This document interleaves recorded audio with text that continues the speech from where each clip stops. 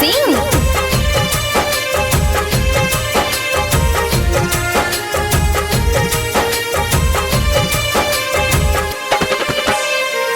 करतन कृपा भइल बाके बुरा हाल हो ए माई। हाँ करतन कृपा भइल बाके बुरा हाल हो।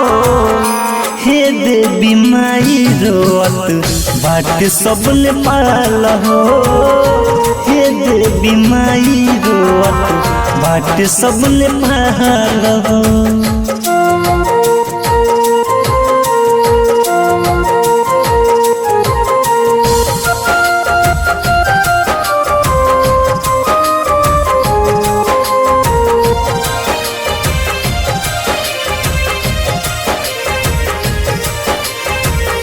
पूरा नेपाल में माई मचल हाहाकार हो।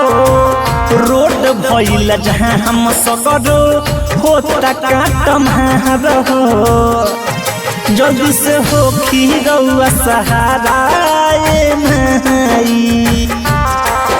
गला गलबा के सब तरया के मुझाई। खूनावा से भइल बाके धरती पूरा लाल हो। हे देवी माई रोत बाके सबने पाल हो। हे देवी माई रोत बाके सबने पाल हो।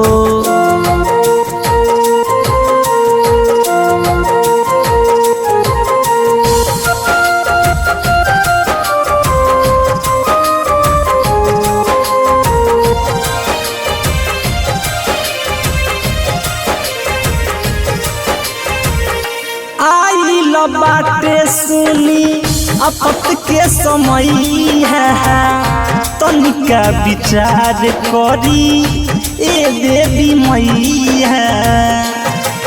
बिटू बिहारी रोवे सत्य हम हो।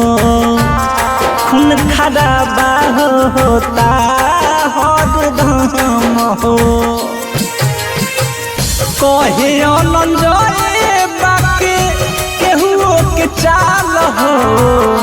हे देवी माई रोत बाट सबने पाल हो। हे देवी माई रोत बाट सबने पाल हो। Aditya digital recording studio, mission चौक, मोतिहारी।